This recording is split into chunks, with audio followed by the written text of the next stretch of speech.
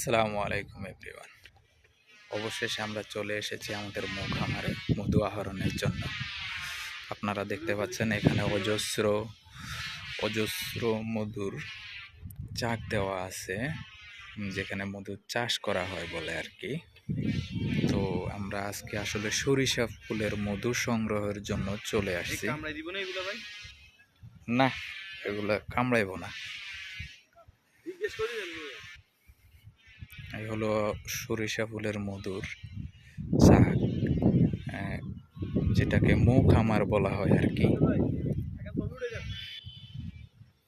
হ্যাঁ, এই যে আপনারা দেখতে পাচ্ছেন বিশাল এক মৌ খামার।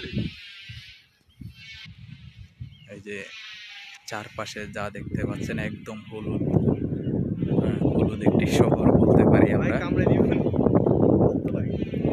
হ্যাঁ, হলুদ শহর, এটাকে আপনারা দেখতে পাচ্ছেন। যদিও ভিডিওটা একটু বড় হয়ে যাচ্ছে।